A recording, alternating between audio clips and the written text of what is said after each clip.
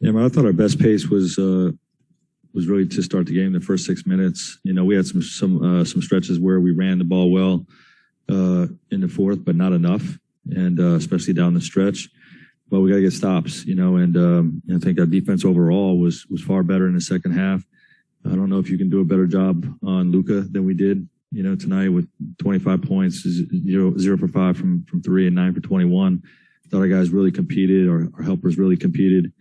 But he had that stretch down to, down at crunch time where he scored a few buckets in a row, and we're taking the ball out. So, not good enough.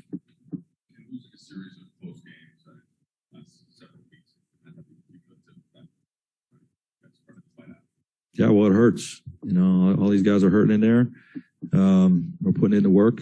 We're mixing up our plans. We're mixing up our rotations. Trying to find combinations that are going to get us over the hump and get us some W's. And when you fall short, it hurts. But we got a resilient group, mentally tough group, and we'll take whatever lessons we can from this game and apply it to the next.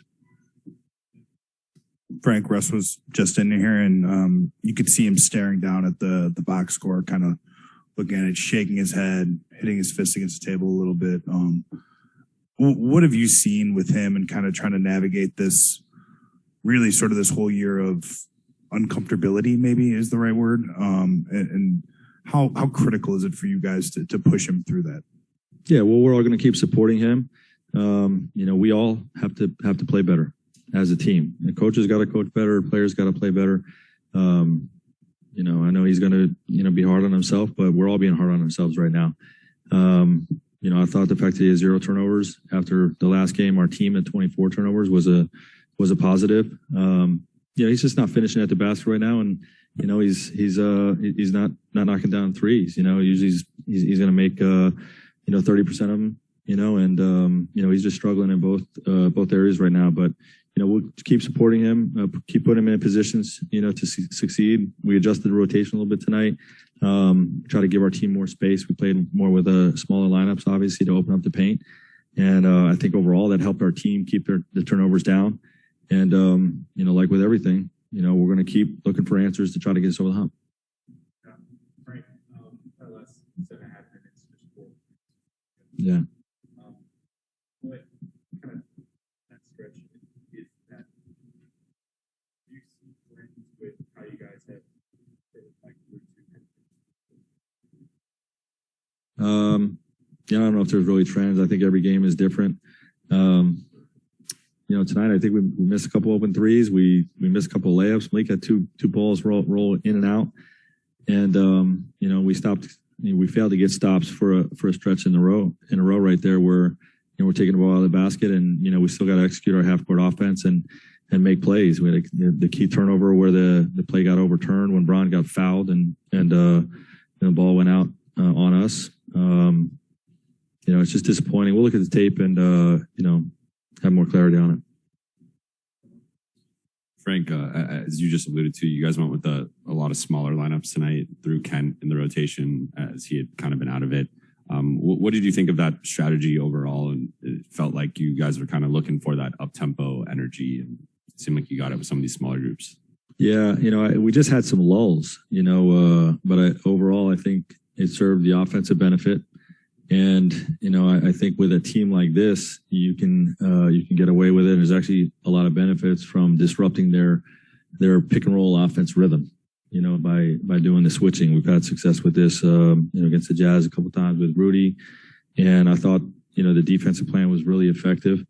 And I thought overall, we served the offensive benefits. We just had a few stretches, down the fourth quarter. And I think in the second, I'm not sure exactly what stretches it was where we just, we had some stretches where we were not scoring, you know what I mean? So we got to look at the totality of the 48 minutes, see where we went wrong, and, make some adjustments for next game.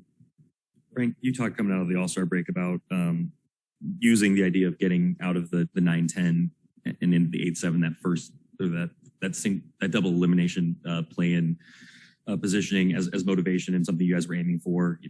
You guys have kind of slid where you're now closer to being out of the play-in, and it sort of feels like maybe it could go either way with this group. Russ just said he's super confident that you guys are going to figure it out, be in the play-in. I'm assuming you agree with him, but like what characteristics or traits does this team have, or have you seen from this team that would give you confidence as opposed to just hope, confidence that like that can be the reality for this group? Well, we've got a resilient group, and we've got three guys really that are top 75 all time. We're hoping to get another one back. We've got some young guys that are playing their tails off and bringing great energy to our group. And, we're doing enough in stretches, to give us belief. We just haven't been able to close out these last few games. Right. I think it was the 30th different starting lineup you've gone with. And I know that you fell down early, and that you also have told us that you're trying to go by a group that wins. But did you see enough to try this combo again?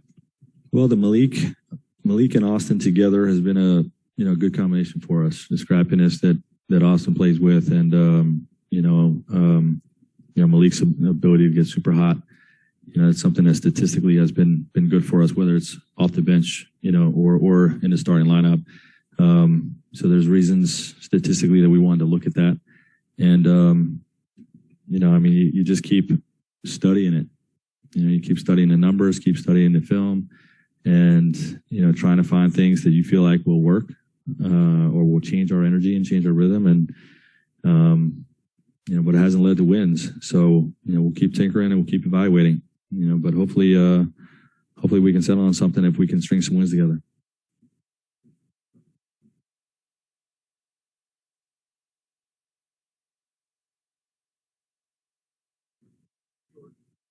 Jordan, you're muted.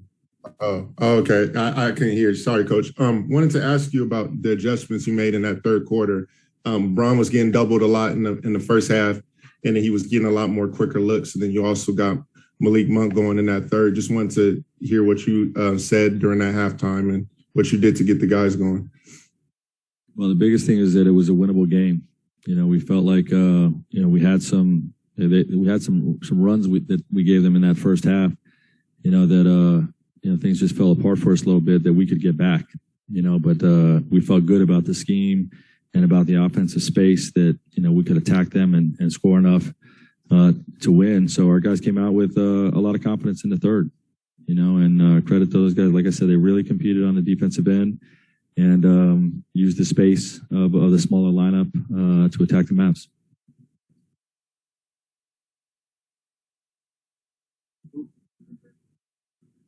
You're muted. Hey, sorry, I couldn't hear. I believe Taylor played the last 18 minutes of the game. I'm just curious what you saw from him down the stretch, what you thought of his play.